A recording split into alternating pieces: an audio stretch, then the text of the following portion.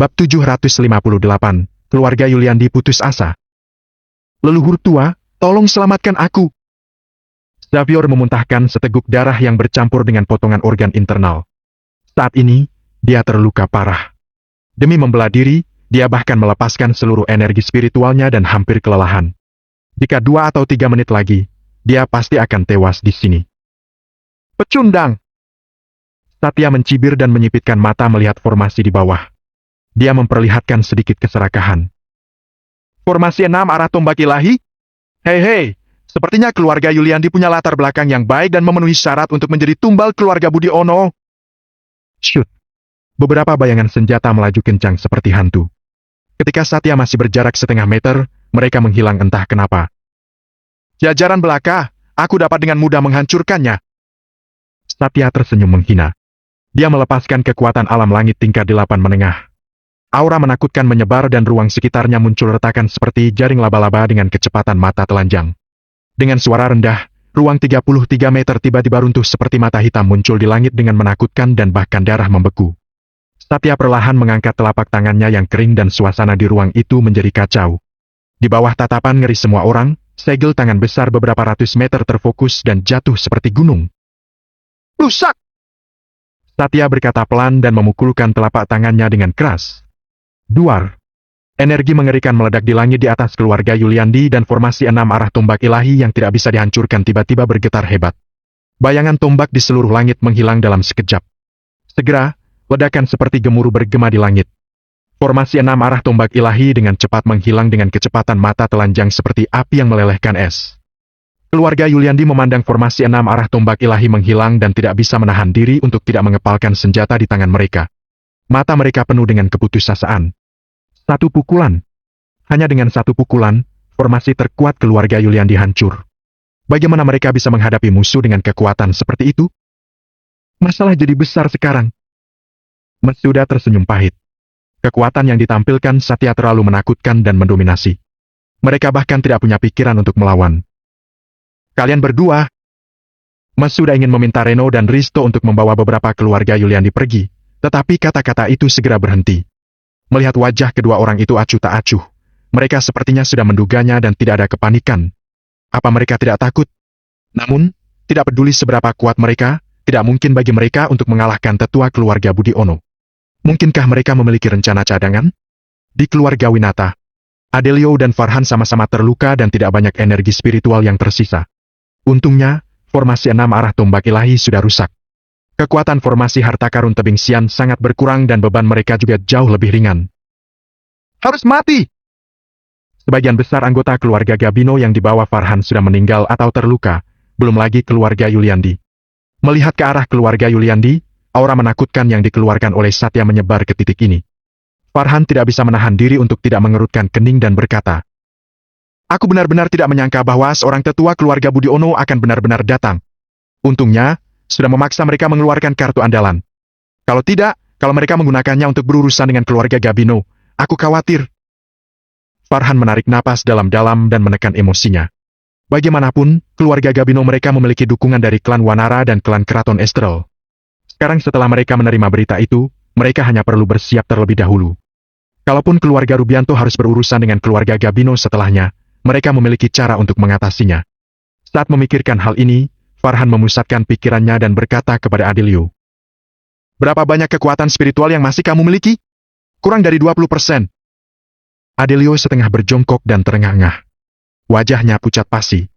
Jika terlambat sedikit, hidupnya pasti hanya sampai di sini. William dan yang lainnya sedang menunggu di dalam. Pertama, pulihkan keadaan mereka. Bawa mereka berkeliling di keluarga Winata saja," kata Farhan dengan suara yang dalam. Adelio mengangguk. Selama mereka mengepung dan tidak menyerang, formasi harta karun tebing sian tidak akan bisa menyakiti mereka. Meskipun dia tidak bisa membunuh William, tidak masalah jika hasilnya bagus. Mata William merah dan dia menatap ke arah keluarga Yuliandi. Beberapa tetua di sekitarnya bahkan lebih pucat. Meskipun mereka tidak tahu seperti apa situasi pertempuran, Satya meledakkan kekuatan pukulan yang menyebar hingga ke sini. Hanya aura saja sudah cukup untuk menyebabkan mereka gemetar ketakutan. Jarak antara kita dari keluarga Yuliandi setidaknya ada 20 km. Aura itu benar-benar bisa menyebar begitu jauh. Aku khawatir situasi keluarga Yuliandi sedang tidak baik-baik saja. Kalau keluarga Yuliandi sudah tamat, kita... William tidak mengucapkan sepatah kata pun. Telapak tangannya berkeringat dingin. Tidak peduli apa hasilnya, satu-satunya hal yang bisa mereka lakukan adalah menunggu. Menunggu nasib. Formasi 6 arah tombak ilahi benar-benar hilang. Ekspresi muram Xavier menghilang dan digantikan oleh ekstasi. Formasi 6 arah tombak ilahi yang hampir menghancurkan keluarga Rubianto dan keluarga Gabino, hancur dalam satu pukulan. Sungguh kekuatan ilahi. Leluhur, perkasa! Xavier segera berlutut dan berteriak. Sisa-sisa keluarga Rubianto berlutut dan bersorak, bahkan menangis karena gembira. Keluarga Budiono, inilah kekuatan sejati keluarga Budiono. Apa itu keluarga Yuliandi? Apa itu formasi 6 arah tombak ilahi? Apa itu formasi gabungan? Di depan kekuatan absolut, semua hanyalah lelucon. Satya tampak bangga, dengan awan tenang dan angin sepoi-sepoi, dia terlihat seperti dewa surgawi yang membuat orang takut dan kagum di hati mereka. Satya melirik keluarga Yuliandi di bawah tatapan menghina. Keluarga Yuliandi tanpa sadar mundur dengan keputusasaan di seluruh wajah mereka. Melihat situasi ini, dia menunjukkan senyum menghina. Sekelompok cecunguk menyedihkan ingin melawan keluarga Budiono. Aku bisa menghancurkan kalian dengan mudah. Tolong leluhur tua ambil tindakan dan hancurkan keluarga Yuliandi. Teriak Xavier yang menyebabkan keluarga Rubianto menggema serempak. Wisnu, segera bawa orang pergi, cepat! Jervis berteriak dan melepaskan semua kekuatan spiritualnya. Dia mengirim Wisnu dan beberapa junior keluarga Yuliandi lainnya ke bumi. Masuda menarik napas dalam-dalam dan berteriak. Keluarga Yuliandi, dengar perintah. Lepaskan semua kekuatan dan gunakan tubuh untuk mengulur waktu bagi para junior untuk melarikan diri. Baik. Dengan ekspresi serius dan tegas, para tetua keluarga Yuliandi melepaskan kekuatan spiritual mereka bersama-sama dan membentuk dinding besar tak terlihat di atas halaman keluarga Yuliandi. Tuan Yofi, kamu tidak mengatakan bahwa masih ada keluarga Budiono yang akan membantu. Haidar memarahi dan memimpin sisa-sisa kotak darah pelangi untuk melarikan diri dan menyelamatkan diri. Beberapa orang lain yang diundang tidak mengatakan apa-apa dan langsung melarikan diri ke segala arah. Mereka menjauh dari tempat ini. Melihat situasi ini, Yofi tersenyum masam. Dia tidak bisa menyalahkan orang-orang ini karena melarikan diri. Kemampuan kontrol Satya terlalu menakutkan. Tetap tinggal tidak hanya tidak akan membantu, tetapi juga akan memperbanyak korban. Saat memikirkan hal ini, Yofi melepaskan kekuatan spiritual dan bergabung dengan keluarga Yuliandi. Dia melihat ke kedalaman keluarga Yuliandi dengan tidak berdaya. Dia tahu bahwa saat ini mungkin hanya gurunya yang bisa menyelamatkan keluarga Yuliandi. Namun, dengan kekuatan Satya, tidak pasti bisa dikalahkan kalaupun gurunya menyerang. Melihat keluarga Yuliandi berjuang, Satya menunjukkan senyum kenikmatan. Di matanya, langkah keluarga Yuliandi seperti lelucon. Makin tertekan mereka, makin bahagia Satya. Hapus keluarga Yuliandi. Satya terkekeh dan telapak tangannya perlahan jatuh. Langit tampak runtuh dan kekuatan yang menakutkan perlahan menekan. Kemanapun dia pergi, ruang hancur dan rumah besar keluarga Yuliandi bergetar hebat. Wisnu dan yang lainnya tidak punya waktu untuk bereaksi. Mereka dikunci oleh kekuatan telapak tangan dan tidak bisa bergerak. Di bawah tatapan menakutkan yang tak terhitung jumlahnya, saat penghalang kental keluarga Yuliandi bersentuhan dengan kekuatan telapak tangan, penghalang itu hancur seperti kaca. Kekuatan telapak tangan yang menakutkan tidak berhenti sama sekali dan menekan dengan aura kematian. Masuda berupaya keras dan berteriak. Semuanya, ledakan kekuatan spiritual dan buka jalan untuk para junior. Begitu suara terdengar, semua orang terkejut. Keluarga Yuliandi akan meledakkan diri secara kolektif. Bab 759, Ketakutan. Keluarga Yuliandi yang setia, yang telah diturunkan selama hampir 1000 tahun, bagaimanapun juga tidak bisa menghentikan kekuatan hegemonik untuk menghancurkan mereka. Para penonton di kejauhan semuanya menggelengkan kepala dan menghela napas. Beberapa dari mereka sama seperti keluarga Yuliandi, tidak mau menjadi boneka dari klan tersembunyi. Akan tetapi, sekarang setelah menyaksikan kekuatan klan tersembunyi, mereka bersikeras pada keyakinan dan mencapai ambang kehancuran. Saat Masuda dan yang lainnya hendak meledakkan diri, aura muncul dan langsung menutupi mereka. Kekuatan spiritual kekerasan di tubuhnya langsung mereda. Kenapa? Masuda membuka matanya dan tampak heran. Kemudian, dia merasakan darahnya mendidih dan rasa kagum muncul dari relung hatinya. Dalam sekejap, 3 sosok emas muncul di bawah telapak tangan. Dengan teriakan pelan, kekuatan telapak tangan yang sepertinya menghancurkan segalanya langsung meledak dan perlahan menghilang di udara. Apa ini? Semua orang melihat 3 sosok emas yang muncul. Sosok-sosok itu memegang kapak raksasa seperti pasukan ilahi dan memancarkan keagungan yang suci dan kuat. Xavier memandang ketiga pasukan ilahi itu dengan heran. Dia menyadari bahwa kekuatan setiap pasukan ilahi jauh melebihi kekuatannya sendiri. Mereka bisa mencapai alam langit tingkat 7. 3 pasukan ilahi alam langit tingkat 7. Kekuatan macam apa ini? Bagaimana keluarga Yuliandi bisa memiliki begitu banyak kartu andalan? Rasa takut muncul di hati Xavier. Yang terjadi satu demi satu sudah membuatnya menganggap keluarga Yuliandi sebagai bencana besar. Jika keluarga Yuliandi tidak dimusnahkan hari ini, keluarga Rubianto akan hancur. Leluhur tua, tolong jangan menahan diri dan langsung hancurkan keluarga Yuliandi, bisik Xavier. Meskipun aura 3 pasukan ilahi yang tiba-tiba muncul itu tidak buruk, mereka masih sedikit lebih buruk daripada Satya. Ketika Xavier menyelesaikan kalimat itu, dia melihat Satya tidak menanggapinya. Dia menatap Satya yang terkesiap dengan ekspresi bingung. Hanya terlihat Satya berdiri di udara seperti patung. Tatapannya tertuju pada 3 pasukan ilahi. Tubuhnya bergetar hebat dan keringat dingin terlihat mengalir dari dahinya. Leluhur tua! Xavier tampak tertegun. Satya adalah salah satu dari 12 tetua keluarga Budiono. Dia memiliki kekuatan di atas alam langit tingkat 8. Apa dia sedang ketakutan? Yang lain bahkan lebih bingung. Satya adalah tetua keluarga Budiono. Serangannya dihentikan. Meskipun sangat mengejutkan, 3 pasukan ilahi tidak cukup untuk menjadi ancaman baginya. Kenapa dia tidak terus menyerang? Adegan berikutnya membuat semua orang tercengang. Momentum Satya sebelumnya hilang. Dia terlihat seperti orang tua gila yang ketakutan dan melihat ke sekeliling. Leluhur tua! Xavier mencoba mendekat saat mendengar ucapan gila Satya. Di mana dia? Di mana dia? Di mana dia? Leluhur tua, siapa yang di mana? Siapa yang kamu cari? Xavier buru-buru melangkah maju untuk bertanya. Tubuh Satya bergetar hebat seolah-olah dia tidak mendengarnya. Dia memancarkan rasa ketakutan yang kuat. Pasukan ilahi memang tidak bisa mengancam Satya, tetapi orang di belakang pasukan ilahi tidak bisa dilupakan walaupun dia mati. Itu sudah menjadi mimpi buruknya. Hanya orang itu yang bisa memanggil pasukan ilahi. Pria itu dengan kekuatannya sendiri bisa menahan jajaran perlindungan keluarga Budiono, menangkal napas kehidupan, menghancurkan altar tulang belulang, melampaui iblis tulang belulang, membunuh 3 leluhur tua keluarga Budiono, dan menghancurkan fondasi keluarga Budiono. Setiap rekor bisa disebut mengejutkan. Jika pasukan ilahi muncul, dia pasti ada di dekat sana. Dia pasti ada di dekat sana. Satya tidak bisa menahan rasa takut di dalam hatinya dan menjerit panik. Pada saat yang sama, kekuatan spiritual di tubuhnya dengan cepat terkuras dan dia kehilangan penyangga. Dia tiba-tiba jatuh ke tanah.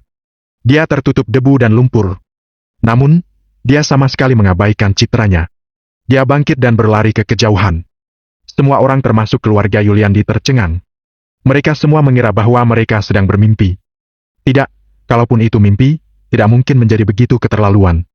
Keluarga Budiono yang bermartabat, tetua klan tersembunyi yang merupakan ahli di alam langit tingkat 8 benar-benar melarikan diri seperti orang tua gila. Apa yang membuatnya begitu takut? Reno dan Risto saling pandang dan mereka tidak bisa menahan perasaan terharu. Kepala instruktur sangat kuat.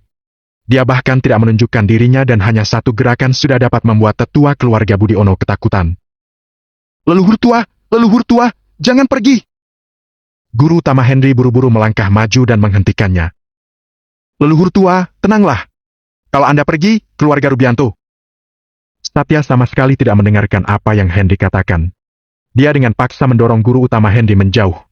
Akan tetapi, setelah berlari beberapa langkah, dia secara tidak sengaja tersandung batu dan jatuh ke tanah. Dahinya terbentur kerikil. Batang baja langsung menembus dadanya. Satya menjerit kesakitan. Dia meronta beberapa kali, dan kemudian kehilangan suaranya. Ini terlalu konyol. Tetua keluarga Budiono yang bermartabat benar-benar melarikan diri dengan panik. Dia tertusuk hingga terluka serius oleh batang baja karena tersandung sebuah batu. Ini sungguh konyol. Sudut mulut Xavier berkedut. Tetua keluarga Budiono yang mereka anggap sebagai tuan mereka malah berakhir seperti ini. Jika dia melaporkan pada keluarga Budiono, siapa yang akan percaya padanya? Walaupun dia melihatnya dengan matanya sendiri, dia masih tidak percaya. Melihat situasinya tidak beres, Harun langsung menghancurkan Gyo keluar angkasa dan berteleportasi pergi.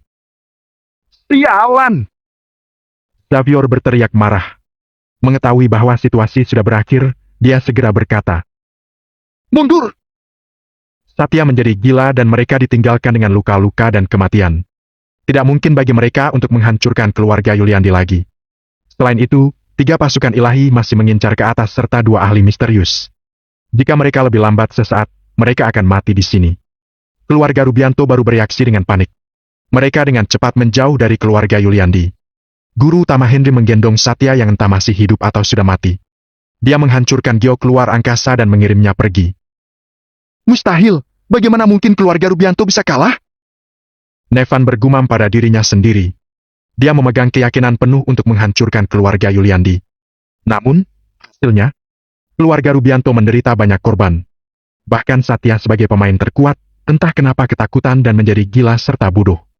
Dia sama sekali tidak bisa menerima hasil seperti itu. Wajah Yuda membiru karena marah. Dia lebih dewasa. Dia meraih lengan adiknya dan melarikan diri. Meskipun dia membenci adiknya, dia merasa cemas. Bagaimanapun mereka adalah saudara kandung dan keluarga Rubianto sudah menderita kematian dan luka yang tak terhitung jumlahnya. Jika adiknya meninggal, garis darahnya akan habis. Tidak kondusif untuk menjadi kepala keluarga dan mengendalikan keluarga Rubianto di masa depan.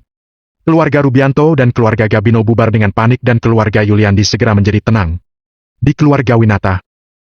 Gawat, kepala keluarga sudah pergi. Farhan merasakan sesuatu dan berkata dengan wajah suram. Mungkinkah mereka dikalahkan? Adelio tampak heran. Keluarga Yuliandi memiliki tetua keluarga Budiono yang memimpin. Mungkinkah mereka akan kalah? Aku tidak tahu, situasinya telah berubah, mundur. Sebagai tetua agung, Farhan sangat sensitif terhadap beberapa hal. Dia merasakan ada yang tidak beres dan segera melarikan diri bersama anggota keluarga Gabino yang tersisa. Adelio berteriak marah. Namun, dia tidak punya pilihan. Begitu Farhan pergi, orang-orang ini sama sekali bukan tandingan William. Cepat! Merasakan aura William dan yang lainnya mendekat, Adelio menunjukkan keengganan. Dia berupaya keras dan ikut dengan Farhan untuk melarikan diri. Saat para tetua yang tersisa ingin melarikan diri, William dan yang lainnya menyerbu keluar dan mengepung mereka. Menyerahlah! Aku tidak ingin tercemar darah rakyatku. William berkata dengan nada dingin. Dia melepaskan kekuatan spiritualnya untuk menyelimuti orang-orang ini. Kekuatan para tetua tidak buruk, tetapi mereka baru saja menggunakan terlalu banyak dan hampir tidak ada peluang untuk menang. Selain itu, formasi harta karun tebing Sian sudah muncul. Posisi kepala keluarga sudah tidak diragukan lagi bagi William sebagai pahlawan. Jika mereka menyerang lagi, mereka hanya akan menjadi orang berdosa di keluarga. Saat memikirkan hal ini, mereka diam-diam menghela napas dan memilih untuk menyerah. William meminta beberapa tetua untuk membawa mereka pergi dan menyegel kekuatan spiritual mereka. Setelah semua ini, William menyaksikan keluarga Yuliandi mengendurkan saraf mereka dan bergumam. Ini benar-benar keajaiban. Bab 760, Dukungan Spiritual. Agam duduk di kursi halaman dan dengan santai meminum teh yang baru diseduh. Seakan semua yang dialami keluarga Yuliandi barusan tidak ada hubungannya dengan dirinya. Agam tidak menghentikan kepergian Satya. Nasib Satya telah tiba. Energi spiritualnya telah runtuh dan dia akan menjadi orang biasa dan menerima banyak pembalasan dendam karma jahat di dunia.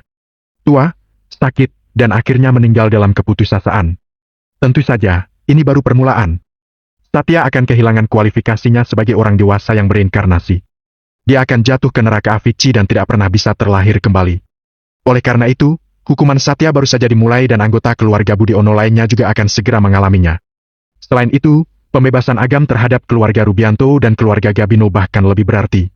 Orang jahat punya pekerjaan sendiri. Mengirim Satya dan yang lainnya ke neraka juga merupakan nasib mereka. Bu! Suara langkah kaki tergesa-gesa datang dari luar. Sebelum Mika tiba, suara terdengar. Hei, kamu bangun! Ketika dia sampai di halaman, dia menatap Agam yang terbaring di kursi dengan tatapan santai. Matanya melebar dan dia berkata, Kamu tidak tahu bahwa ada keributan besar tadi? Apa itu Guntur? Agam melihat ke langit dan bertanya dengan bingung. Hujan juga tidak turun. Pukul, aku akan memukulmu. Mika sangat marah sehingga dia menendang kursi Agam. Dia mengguncang Agam hingga jatuh dari kursi. Dia berkata dengan marah. Kamu benar-benar tidak punya hati nurani. Awalnya, kamu bilang kamu akan berjuang bersama keluarga Yuliandi, tapi kamu malah bersantai di sini saat keluarga Yuliandi hampir hancur. Aku pikir kamu hanya pandai mengatakannya, tanpa tahu cara melakukan, pengecut. Agam menepuk debu di pantatnya dan berkata dengan tidak puas.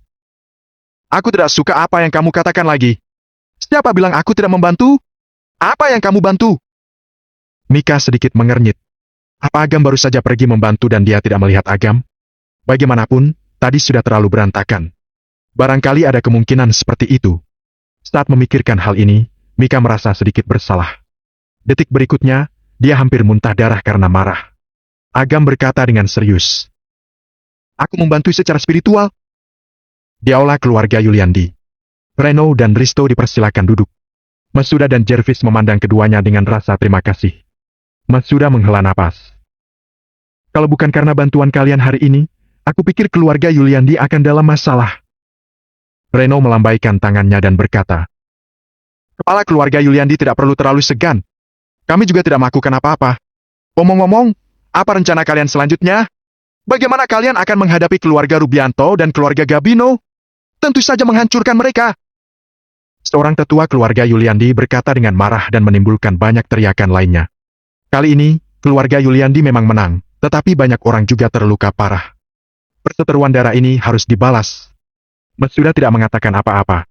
Sebaliknya, dia melihat ke arah Reno dan berkata, Tuan, apa yang kamu ingin keluarga Yuliandi lakukan?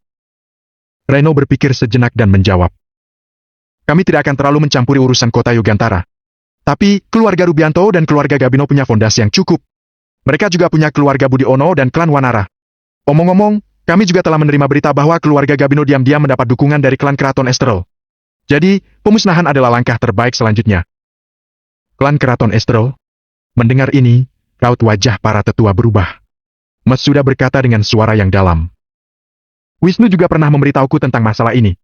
Sekarang keluarga Yuliandi telah selamat dari bencana ini, aku khawatir giliran keluarga Winata selanjutnya.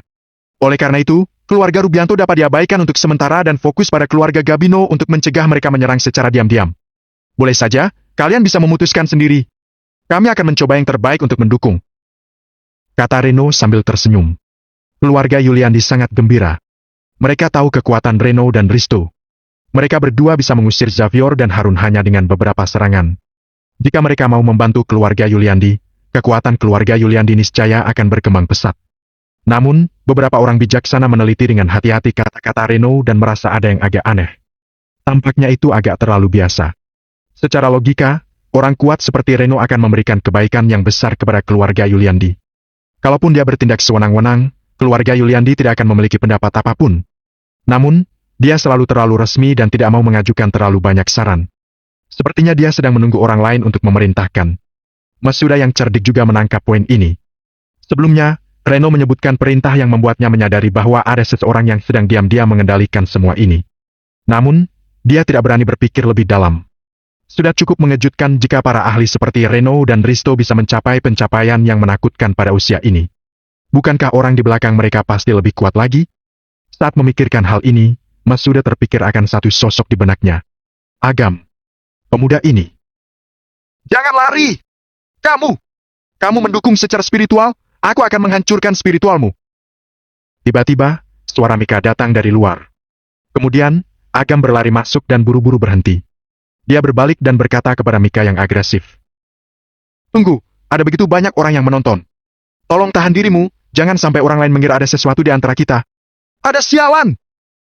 Mika menjawab dengan marah, tetapi dia tiba-tiba melihat bahwa aula itu penuh dengan orang.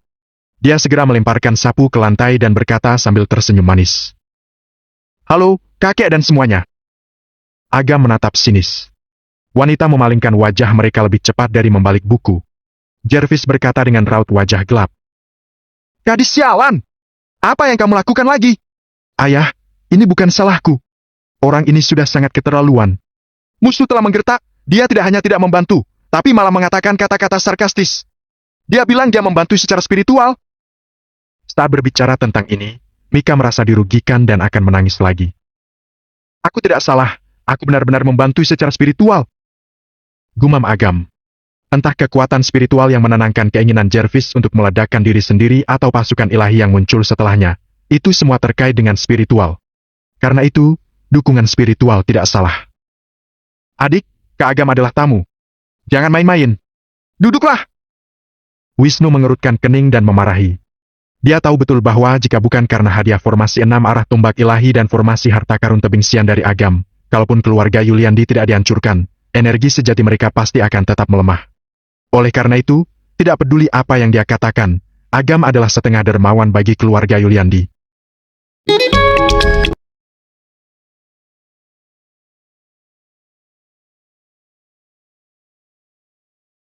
Mika cemberut sedih. Dia berjalan ke samping dan duduk dengan enggan. Dia menatap Agam dengan tatapan ingin membunuh. Anak muda, pas banget kamu ada di sini. Aku ingin memperkenalkan dua orang padamu. Mereka adalah dermawan besar keluarga Yuliandi. Mata Masuda menunjukkan senyum licik seperti rubah tua. Dia menunjuk Reno dan Risto, lalu berkata, "Itu mereka berdua." Agam melirik. Reno dan Risto duduk tegak. Mereka menunduk dan tidak berani melakukan gerakan apapun. "Hebat!" Agam mengacungkan jempolnya.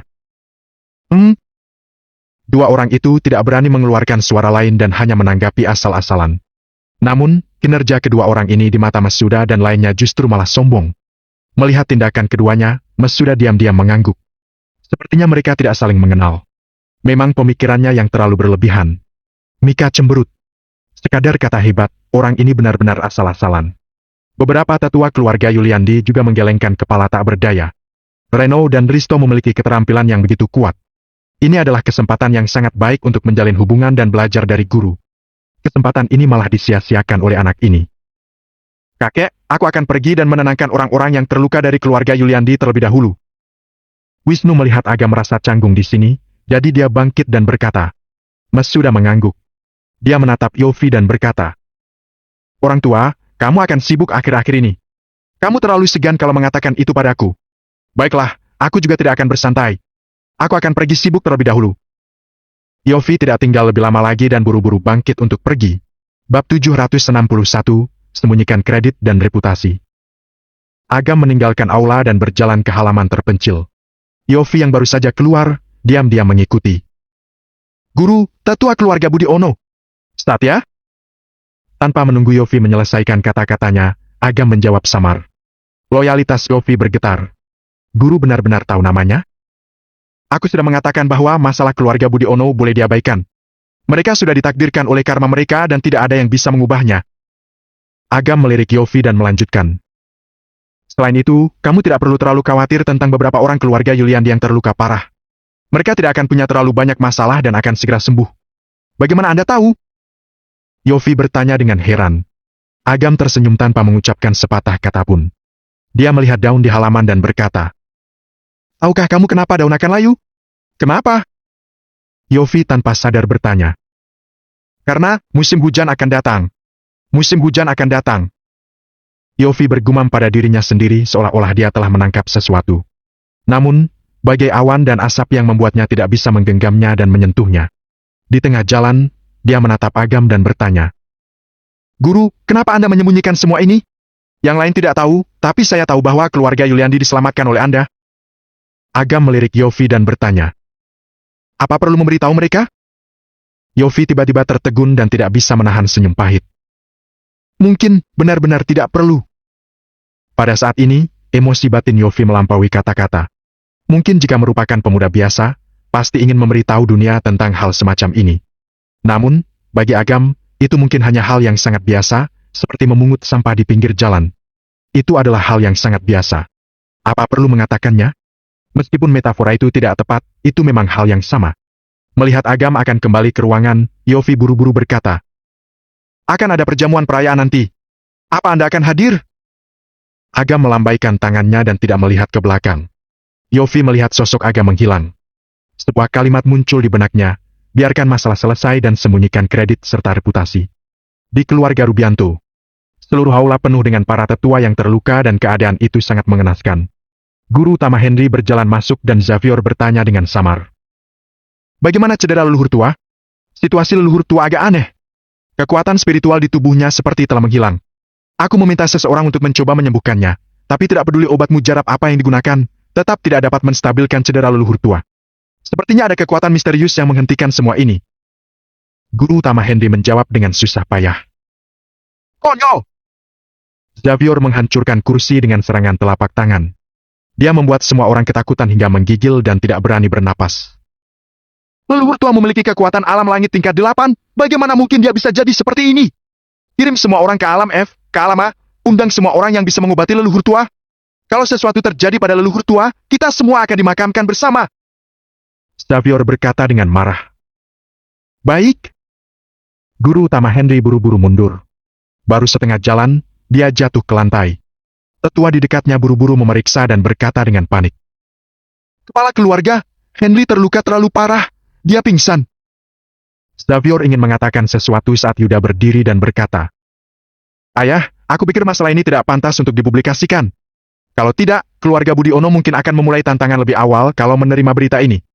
Kenapa tidak? Kita lempar tanggung jawab ini keluar. Mau melempar tanggung jawab kemana? Apa mereka akan percaya kalau bilang keluarga Yuliandi yang melakukannya? Xavier mengerutkan kening. Keluarga Budiono tahu semua tentang keluarga Yuliandi. Jelas tidak mungkin kalau melempar tanggung jawab ke mereka.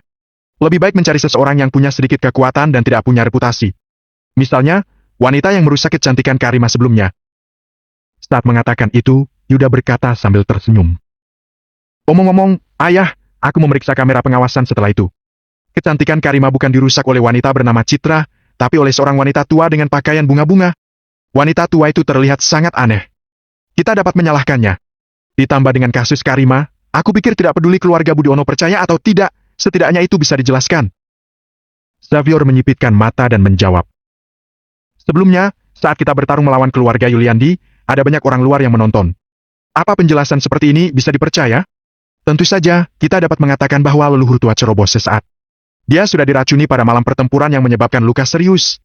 Singkatnya, selama tanggung jawab bukan pada keluarga Budiono, semuanya akan baik-baik saja. Yuda menunjukkan senyum menyeramkan dan melanjutkan. Selain itu, sebelum ini, kita bisa terlebih dahulu berurusan dengan wanita tua itu. Di satu sisi, kita memberitahu keluarga Budiono bahwa kita akan berusaha sekuat tenaga untuk menangkap pembunuhnya. Di sisi lain, melalui tindakan keluarga Rubianto, kita membuat keributan besar. Dengan cara ini, yang salah akan menjadi yang benar. Mendengar kata-kata ini, para tetua di aula semua mengangguk setuju. Xavier berkata perlahan. Kalau leluhur tua sadar, apa yang harus kita lakukan? Kalau begitu, jangan biarkan dia sadar. Yuda berkata sambil mencibir. Bagaimanapun, dia sudah cacat. Selama kita menyembunyikannya, kemudian menggunakan ulat gana yang kita paksa keluar kemarin untuk ditanamkan ke dalam tubuh leluhur tua dan biarkan dia mati menderita. Saat keluarga Budiono datang, kita akan memberikan mayat itu dan menangis. Masalah ini sudah selesai. Mendengar ini, Xavier akhirnya menunjukkan senyum puas. Dia melirik Nevan dan berkata, Belajarlah dengan kakakmu. Kalau kamu dapat memiliki setengah dari keahlian kakakmu, keluarga Rubianto pasti akan makmur dalam 10 tahun ke depan. Ya, ya.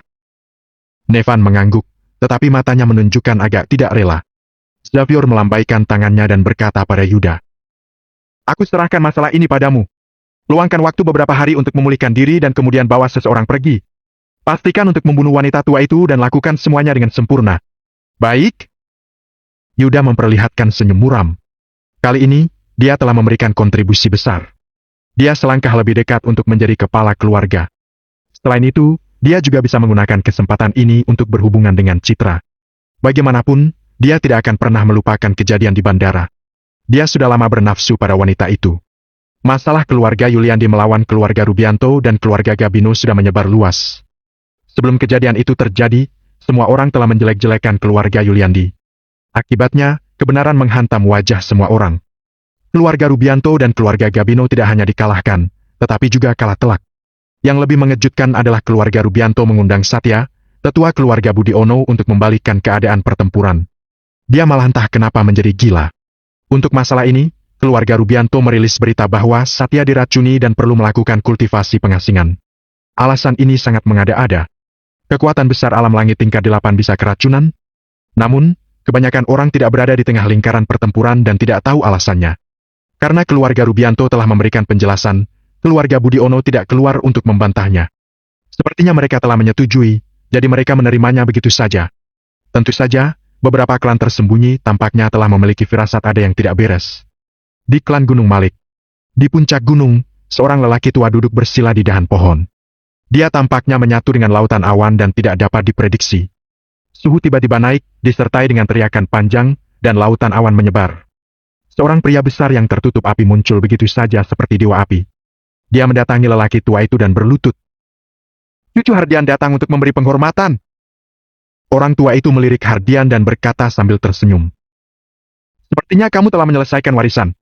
Untuk memenuhi harapan Anda, sekarang kekuatan saya telah mencapai alam langit tingkat 8. Hardian mengangguk. Lumayan, bagaimana dengan adikmu? Jansen relatif tidak berhasil, Pada puncaknya, dia mungkin berada di alam langit tingkat 5 akhir. Perbedaan antara tingkat 5 dan tingkat 7 tidak sedikit.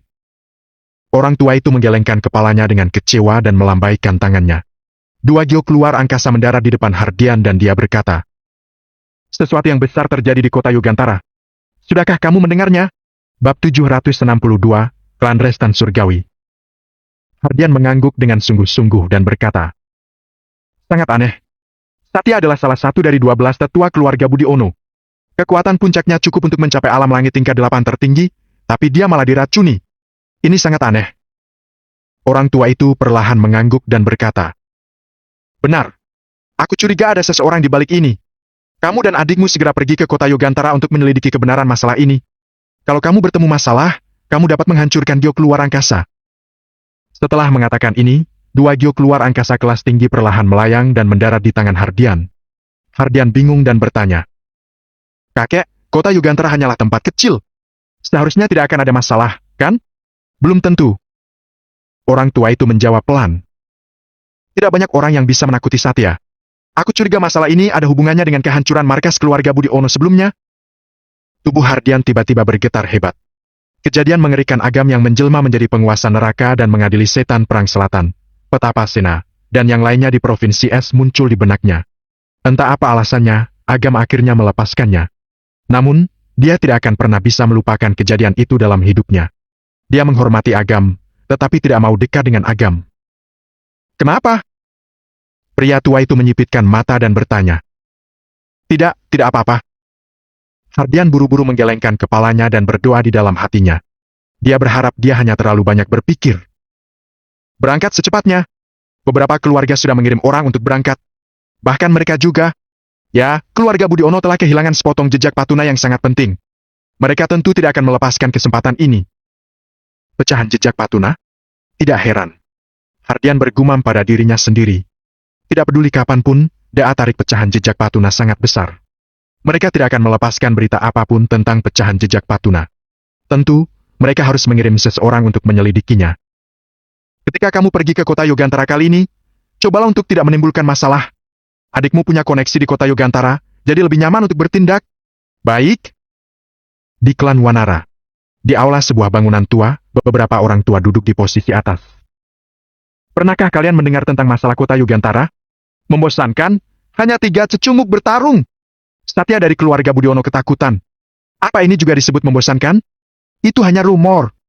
Orang-orang itu sengaja membangun momentum, hanya untuk membuat orang tertawa. Ada juga berita Satya keracunan." "Haha, benar-benar menarik." Orang-orang tua itu tertawa satu sama lain. Rumor masyarakat semacam ini terdengar seperti lelucon bagi mereka. "Tapi, kenapa keluarga Budi Ono belum menanggapinya?"